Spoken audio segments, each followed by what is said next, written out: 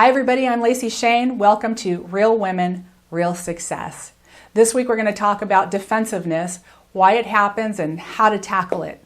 And how do I know about this topic? Well, defensiveness is definitely a characteristic that I had early on in my career, and I'm not going to say I'm perfect and defense-free now, but I sure have learned some things along the way from my mentors and practicing myself that really have helped me in my career, and I want to pass along those things to you, or to give you some tools that you might be able to mentor and help other women that you might know. Perhaps you're a manager and you have some women reporting to you, and I would like to think that we all are helping each other succeed. And so, you know, the thing about defensiveness is it can be legitimate. It can strike up fears in our emotions, fears about being falsely criticized, or perhaps criticized when we put our heart and soul and passion into something and someone's just critical rather than acknowledging our good work. Sometimes it's a matter of folks not having all the information or any of the information, and that's frustrating. I think sometimes we fear a negative outcome. For instance, if it's our boss who is coming to us with a criticism or a concern, maybe we're concerned they're going to come to a negative decision and there will be a negative outcome from that feedback or concern that we're getting.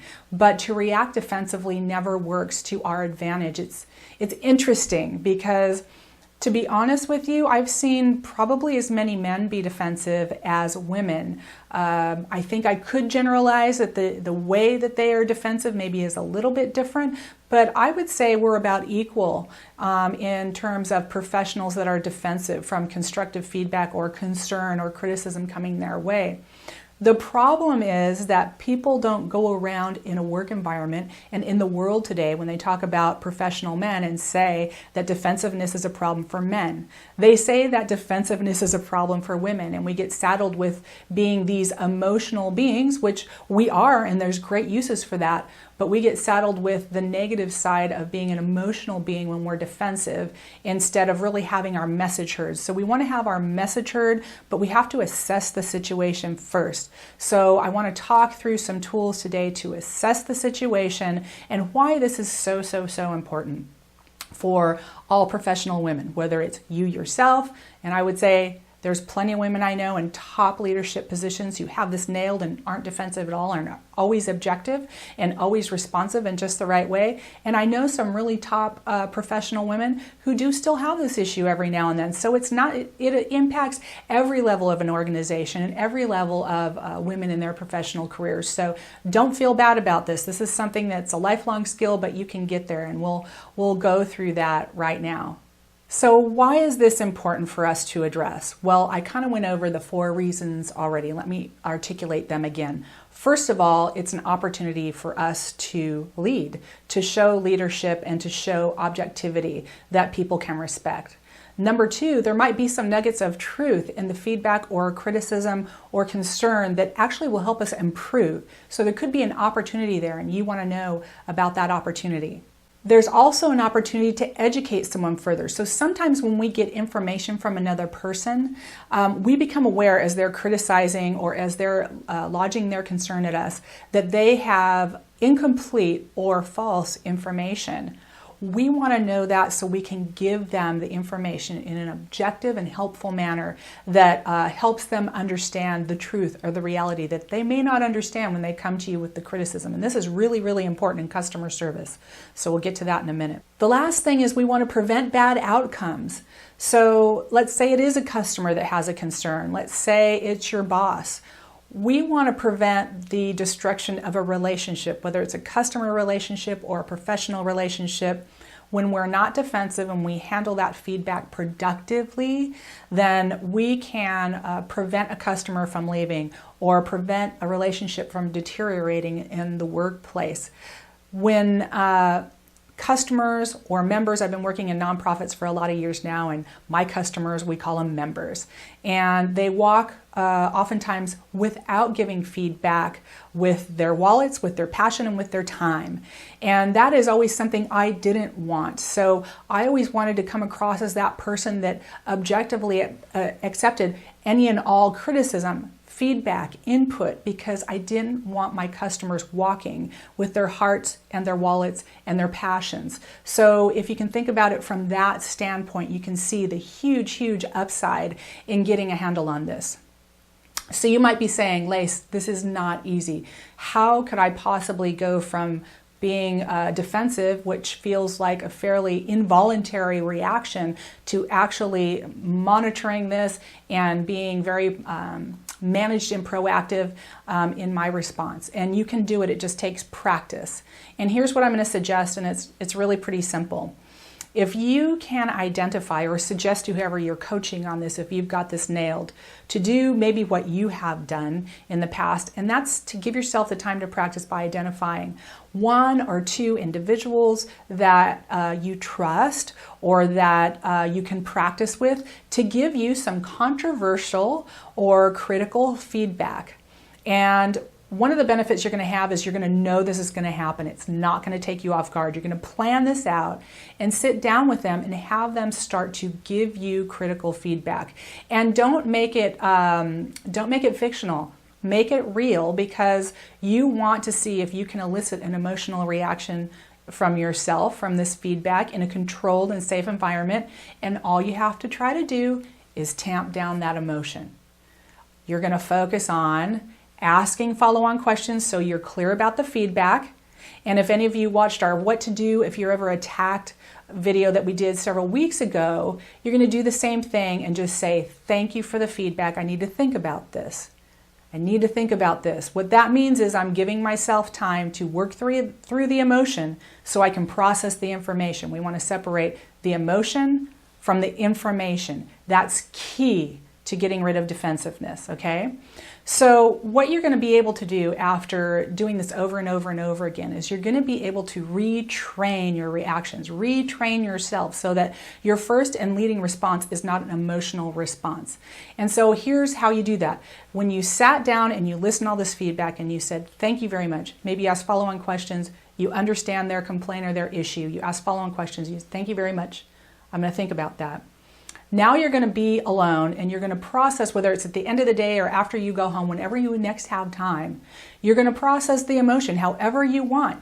You can go to a trusted friend, your husband, whatever, or even just in the mirror in the bathroom and vent if you need to, okay? But do whatever you need to do to process that emotion out, to let it go so you can get to what was the actual factual statements of what this person told me. Because going back to our 4 points, there are some opportunities there. It's probably an opportunity for you to lead on some level. You might be getting nuggets of information to help you improve. You might be able to have an opportunity to educate someone or give them more full information, and you might be able to prevent a bad outcome. So you have to ask yourself those 4 questions and process the feedback and see where the truth is in that and where you're going to need to respond. The opportunity to lead is obvious. You've already started that by just listening to the feedback and saying, I want to think about it. You want to try to look at yourself objectively when the emotion has subsided and say, is there anything in this feedback that shows me an opportunity to improve myself?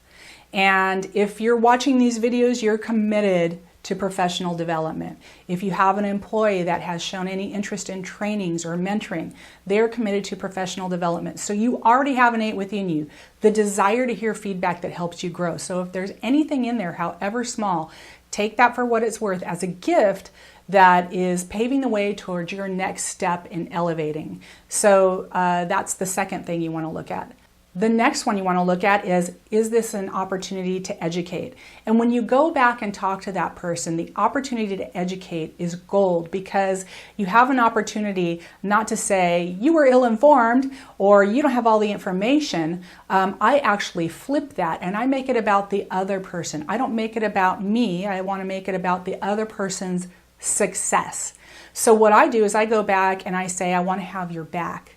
I think there's more information here that you need to make a good decision, and I want you to be successful, or I want you to make a good decision. So could I sit down with you and share more information with you that would help you understand this issue a little bit better?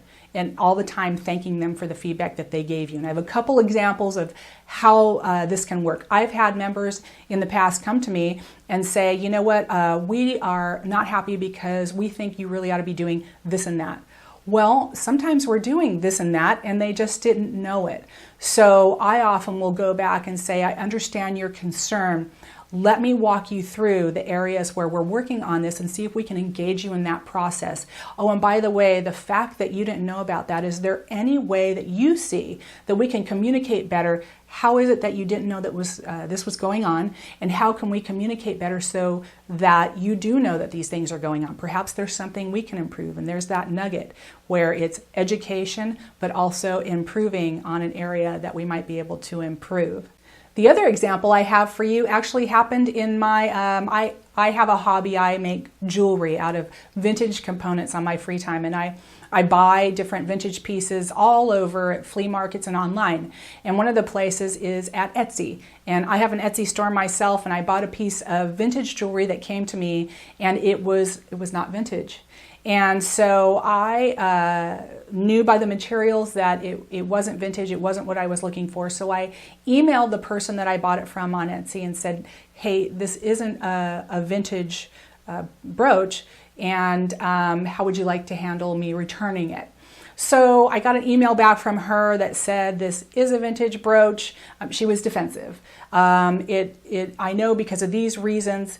And as she was going through this in her email, it became really clear to me that she didn't know vintage jewelry very well, because I do. So I realized, though, that my initial email was seen as a criticism, and perhaps even read, because it was so short, and I didn't mean it that way, I was just in a hurry, perhaps was even read to mean that I thought she intentionally put up a false description of this item. So when I wrote her back, I said, I'm sorry that my initial email was so short. Perhaps I should have been more explanatory. And I went through all the reasons why the brooch was in fact vintage, but my last paragraph said something along these lines. It said, I want you to know that I'm not saying or implying that you meant to list this item and describe it inaccurately. But I am a woman that has an Etsy store as well, and I care about your success and my success and all business women's success. So I just wanted to let you know that the reasons why I know this isn't vintage, so that you can learn, so that you can be more successful. Because if you sell items that are misdescribed, it's going to hurt your business, and I want to see you succeed. And that's how I ended my email. So hopefully that diffused her defensiveness, and I felt like that was how I could show leadership on my part, but also how I could support another woman. And that's another tool, a way to respond to people who are defensive that you can utilize as a leader. So if you can practice in a controlled environment, getting a hold on your emotional reactions and then giving yourself the time to process that emotion before you go back with your response to whoever's giving you the criticism, what you're going to find over time is that becomes easier and easier, to the point where in most instances, unless you're just completely blindsided, you will become a non-defensive person. In fact, you might even start to enjoy that feedback. I will tell you, I have seen feedback as such an asset now. Even though there's that rare person that is not productive or is just mean-spirited, most times people have a legitimate concern whether they're well-informed or not. And I've gotten to a point in my career where I go out and I tell my customers, my members, hit me hard. I want to know the criticism. I want to know what you're thinking. Because here's the alternative that I see that we all should be aware of, is that people are coming to conclusions out there about us and our organizations that we don't know about. And if we don't know the conclusions people are coming to, we don't have the opportunity to correct it, whether it's true or not. And that's the asset, that's the gift that feedback is. So I hope this video served you well. I know that you know from several videos, I always say I'm your biggest fan, and I really am. I want to see all women succeed, including you. I want you to go out there and have a great week, and I'll see you next week.